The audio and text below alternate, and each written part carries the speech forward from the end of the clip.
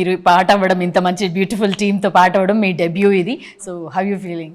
మీకు ఎట్లా అనిపిస్తుంది? ఫీలింగ్ వెరీ హ్యాపీ, ఎందుకంటే చాలా మంచి టీమ్ అండ్ క్రూ కాస్ట్ ఇంత పెద్దది కాబట్టి from each one of them I've learn different things. So నాకు ఇది నేను చేసిన ఫస్ట్ ప్రాజెక్ట్ ఇంత పెద్ద టీంతో చేయడం ఐఎమ్ వెరీ హ్యాపీ. నిజంగా 6th వస్తుందంటే ఫుల్ ఖుషి. డైలాగ్స్ చెప్పుకున్నారు. Did you felt any difficulty? అంటే ఇంతమంది రావు రమేష్ గారు మీ ఫాదర్ రోల్లోనే ఉన్నారు, పక్కనే ఉండి డైలాగ్స్. అసలు లేదు, ఎందుకంటే అందరూ కూర్చున్నప్పుడు ఇంతే హాయిగా ఇంతే నార్మల్గా అందరూ మాట్లాడతారు. So it's a very calm atmosphere, కొంచెం కూడా టెన్స్ ఉండదు. And then in this particular scene is my favourite scene సినిమాలో. ఎక్కువ చెప్పలేను నేను, పెళ్లి కుదిరింది సెట్ అయిందనా కాదు, ఎక్కువ చెప్పలేను నేను.